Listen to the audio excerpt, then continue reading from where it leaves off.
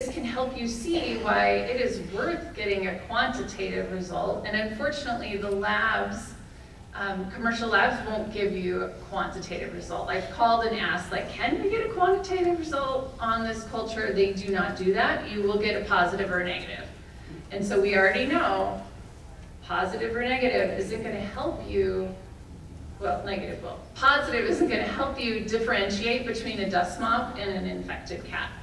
Unless you have a woodsland positive, which in that case you already knew a week ago or 2 weeks ago that they had ringworm. So your P3 score can be really helpful to know. These are the guys we really need to treat. Okay, so now microscopic identification. Our culture is positive, but what's it positive for? We talked about at the beginning, what's the thing we care about? MKness, right? Not worried about the others, but they're going to look very similar. They're all going to change the plate to turn the media red, and they are often going to have similar appearance on the culture plate. So all you need to do, I would wear gloves for this too. This is not my hand. So you're going to take a drop of stain on a microscope slide.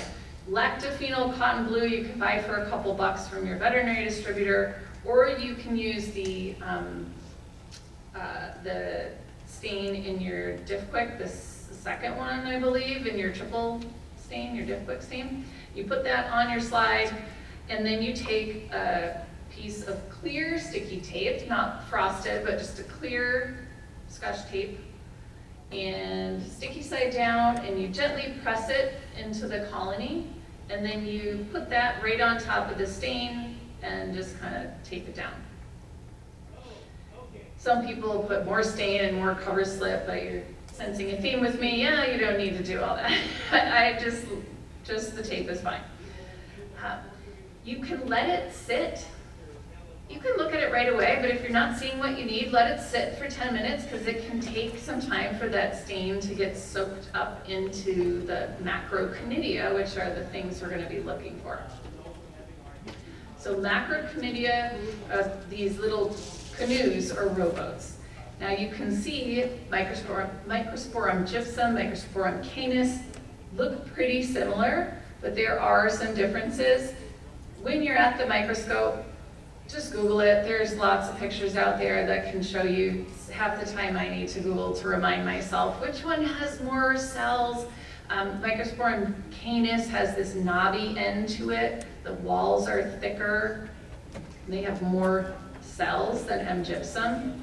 The other difference is that M. gypsum produces tons of macroconidia. So if you put your slide down and all you see are like rowboats everywhere, it's probably M. gypsum, especially if you didn't have a positive woods lamp exam, or maybe it's a dog. M. gypsum. M. canis is going to usually make you look for it. You might not find a common problem when people are doing cultures in-house is not finding the macroconidia. They're like, it's woods positive, the plate turned red, the colonies are white and fluffy, but I'm not finding the canoes. You need to look at your incubation techniques. So is the temperature right, the humidity right? Have you waited long enough? And this is all for animals that haven't gone through treatment yet. Once animals are going through treatment and you're culturing over time, you need to be aware that your treatment is probably doing what it's supposed to do, and it's trying to kill the ringworm, and so your ringworm will grow much more slowly and might look kind of weird. And so be aware. You might, reading treatment cultures is harder than your initial ones. Trichophyton can cause lesions. This is a cat. I saw, only seen 2 cats with lesions from trichophyton. This was back when our shelter was culturing every single cat on intake. We were working with Dr. Moriello. We collected a lot of data, and that's how we know a lot of what we know about ringworm is we did woods lamp exam, visual exam, and a culture on like thousands of cats for 10 years. This was a trichophyton, P3 trichophyton, but that's what it looks like under the microscope. Very, very different from your M. canis. This didn't glow. You can tell on this lesion above the eye, it's like proliferative almost. It's very crusty. And that's because gypsum and trichophyton produce a severe inflammatory response in the body. And inflammation is like crusts in dogs and cats. And that is also why it's not really a big deal, because the body produces such a robust, like, get out of here response that they can cure on their own pretty quickly. Okay, so summary of our positive culture. You've got your red color change, you've got your white fluffy colonies, you've looked at it under the microscope to identify that you've got M. canis, and you've given it a P-score, and if it's a P3, you know you need to treat that cat. And we're not using those little slants. Okay, PCR is an option. How many of you have used PCR for ringworm? Yeah. So reasons that we might want to use it. It can sometimes be faster. Depends. There's a while, sometimes the labs were slow, like during the pandemic, it was sometimes taking longer than it would take to do an in-house culture. I like to use PCR if I don't think it's ringworm. If I am like, I'm not really sure about this wood slam result, I don't really know what's going on. You can get false positives because PCR, remember, is always looking for just genetic material. It doesn't matter if the material is alive or dead. It's DNA, RNA, whatever it's looking for, it will be positive if it's there. So you can get dust mops are going to be PCR positive. And I have asked very recently, they do not do quantitative PCR for ringworm. So you are going to only get a positive or a negative. You will be able to get a species. So the way it's reported, at least through IDACS, they'll do Microsporum species, positive, negative. Microsporum canis, positive, negative. Trichophyton species, positive, negative. So that's what you're gonna get. And so with that information, using process of elimination, if it's Microsporum species positive, Microsporum canis negative, tricho negative, then you're dealing with M. gypsum most likely. But either way, it's positive, negative, not going to tell you if you're really infected with that or not. So I do like to use it if I'm going to get a negative result. That's what I'm most likely going to use it. You don't want to use it for treatment. Okay, so you're never going to want to use it to define cure because it's going to pick up that non-viable ringworm, and it can be up to 6 weeks after an animal's cured and they can still be showing PCR positive. So to determine cure, you're going to want to use culture along with your wood slam.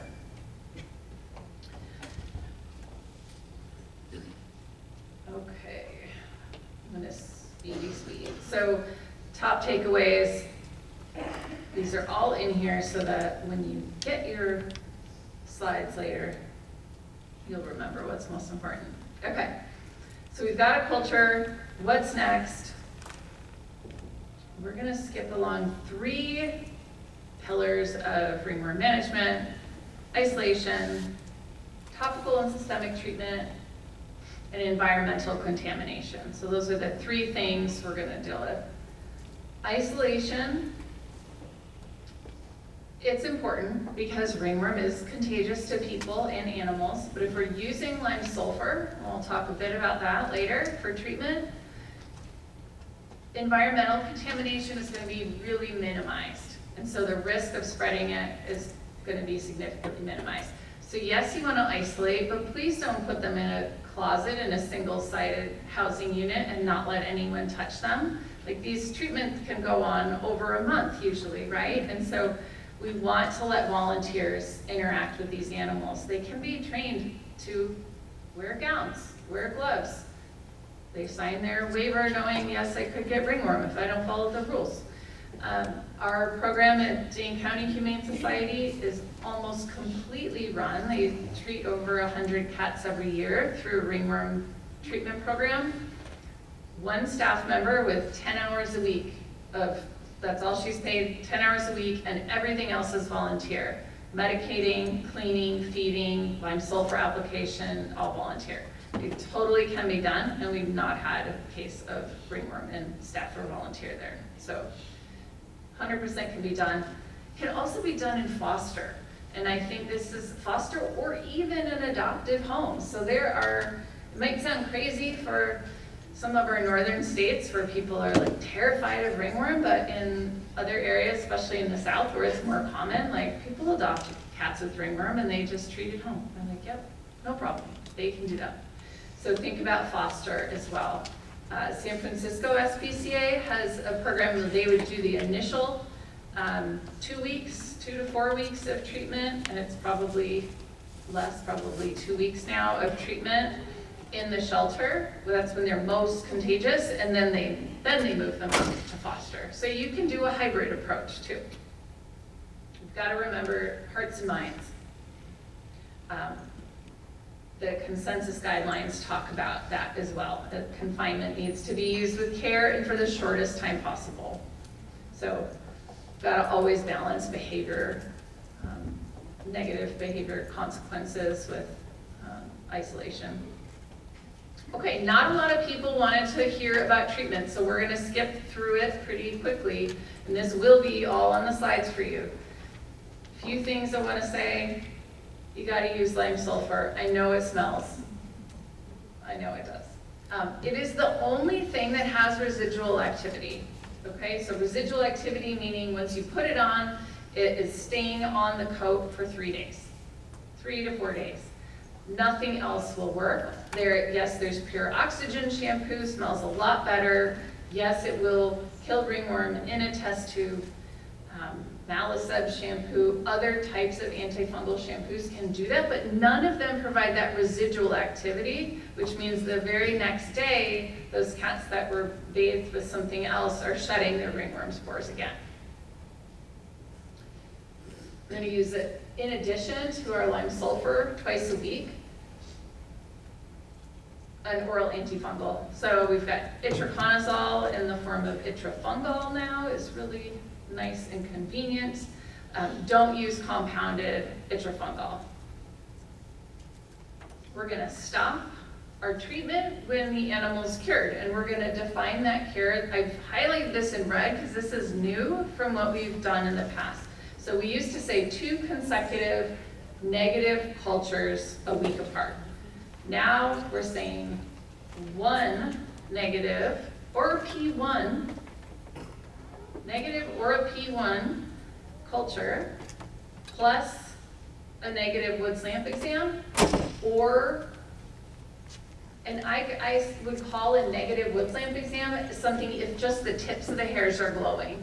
So remember, so the metabolite does not wipe off, right? That fluorescence is not going to come off, so it's going to stay there the whole time the hair is growing. So if the whole base of the hair is normal and not glowing, that is your indication that the cat has cured, and just the tips glowing, and that metabolite is not contagious. That is not an infectious thing, so you don't have to worry about that. Does that all make sense? Okay. Clipping, don't clip the cats. Remember,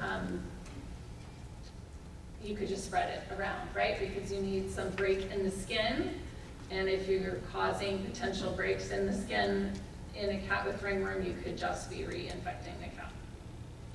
Okay, lime sulfur, we talked about that. Nothing else is as effective. Another thing to note, it's 8 ounces per gallon. The label's going to say 4. Use 8 ounces per gallon. That's what was done in the shelter studies, and that's the fastest way to get cured. There's a lot of different ways to do this. Using a garden sprayer is really handy. Don't use a bucket, don't dip, we've all talked about lime sulfur dip the cat. We're not dipping cats in buckets. Please do not dip cats in buckets. We're laughing, but maybe some of you are doing it, as I am still, as recently as last year, met with the shelter is dipping cats in buckets. There's a video in our Ringworm guidebook that San Francisco SPCA made on their tips to dip, so low stress handling for dipping. And we're trying to say rinsing or application to get away from the dipping idea. Okay, itraconazole we talked about. This will all be there for you. Don't use the compounded. And the reason not to use compounded itra is some goofy thing with the way it's formulated that when they did some studies and looked at okay, a mil of compounded itraconazole, how much itra was actually in there, totally all across the board between different pharmacies. And there's the proprietary technique to suspend it in the solution. Itrafungal's got that figured out. Sporanox is the other option that just comes in a much bigger bottle. Terbinafine is an option. Pills are hard to dose for little tiny kittens, but you can use compounded terbinafine, that's fine. Environmental decontamination. So you don't have to worry so much about disinfecting with ringworm. We have to worry more, it's just like mechanical removal of spores and dirt. So like anywhere there's cat hair, you gotta get that cleaned off, okay? Mechanical removal first, then you want to scrub it clean, soap, some sort of detergent and water, and then disinfection as the final step. I mean, the reality is like on a non-porous surface like this, if there is ringworm, I can probably wipe it enough times with just water and culture it and it would be negative and gone. You know, it's really mechanical removal is the most important thing, so elbow grease. That's what this says. Okay, foster homes, so that's the tricky part. Oh, you've got ringworm and